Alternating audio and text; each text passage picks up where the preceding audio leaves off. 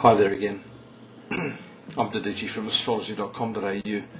I just find it extraordinary the number of people that pick up a book and it's almost like overnight they become world experts on astrology and the esoteric sciences.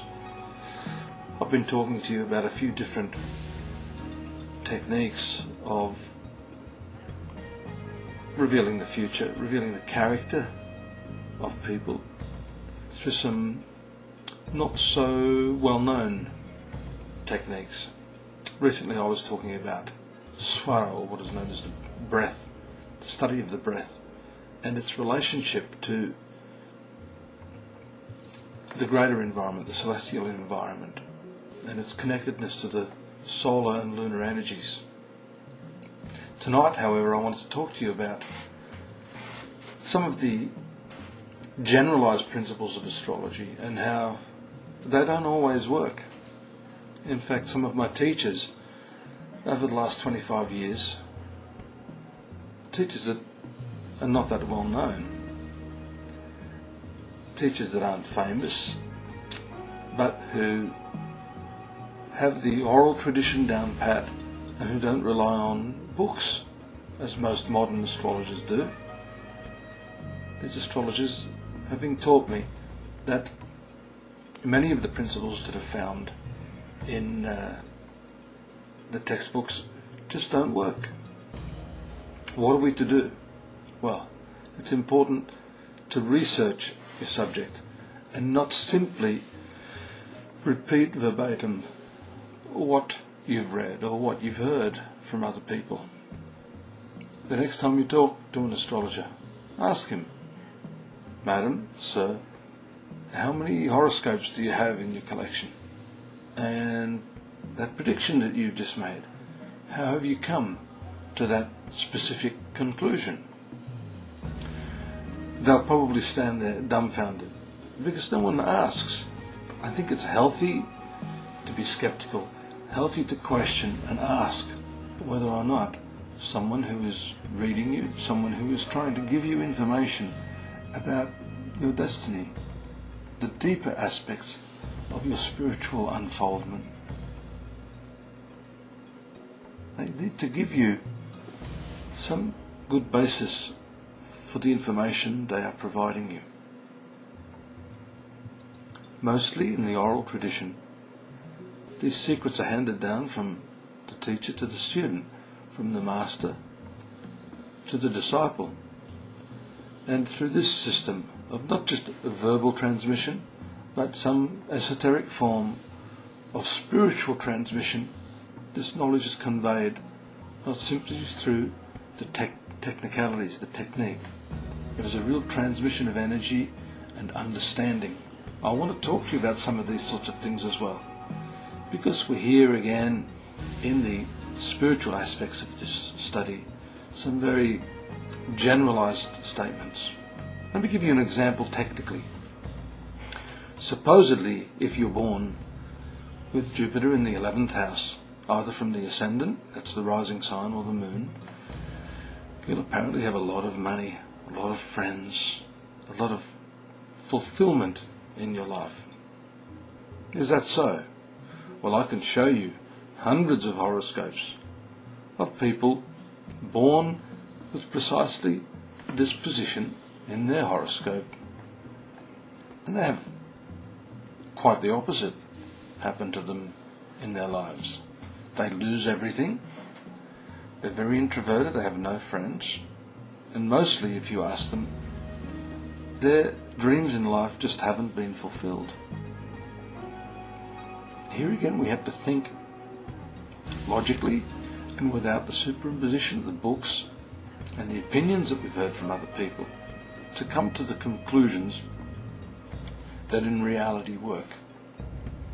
So, how do we establish in this instance if a planet, Jupiter, being in a certain position, is going to give good or bad effects?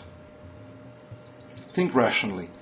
Jupiter spends almost 1 year in any given sign Does this mean that the millions of people that are born throughout the year, when Jupiter happens to be in that 11th zone, are all those millions of people going to have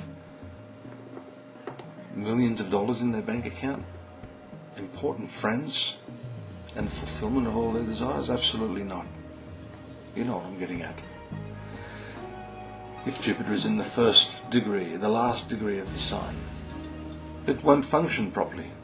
If it's in its debilitated sign of Capricorn, that could be quite a difficult position for the person unless the counteractive combinations, what we call Nichabanga yogas, are in operation at the time. The person won't amount to much financially or socially, and their dreams of fulfilling themselves in life will not be that easy at all. There are 16 divisions or harmonic charts that the sidereal astrologers look at as well. What are the strengths of this particular planet? What's its directional strength, its positional strength, its natural strength, its aspectual strength, its harmonic strength? These subtle aspects, even many professional astrologers are not aware of. We must look deeply into this aspect of astrology before opening our mouths. This is just one planet, and there are many, many, many permutations that go into deciphering whether that planet is going to operate in the way that the traditional astrology books say, or otherwise. Naturally, too, we have to look at when that planet is likely to come to fruition. When will its effects ripen? When will what we call the prarabdha karma, that latent karma, come into fruition? And what sort of karma will that planet bring us? Another point is that depending on the rising sign at the time of birth, Jupiter is not always necessarily a good planet. In fact, it can often act as a killer in its cycle. Its karma will actually result in the demise of the person. So, let's not generalize. Let's go through the study of astrology systematically. Let's not believe everything that comes out of the mouth of any person who pretends to be an astrologer. And I'm probably guilty of that here on the YouTube channel. You'll notice some of the numerology or the sun sign astrology getting many comments from people who say, oh, well, that's not at all like what I'm like. Of course not. This is one particular point in the horoscope. One particular number is not going to define a person. One particular planet's not going to define a person. We need to look carefully into the multitude of factors, the multitude of planets, the multitude of interactions, the permutations, to get to the bottom of what the destiny of a person is really like. So please forgive me if I have generalized in some of these other areas, and think along with me here as we go a little more deeply into the subject, so that I can open your minds and your hearts to what I call the science of human possibilities through this beautiful practice of astrology. Thanks for joining me, and I hope to share more of this wisdom with you over the coming weeks. Take care now.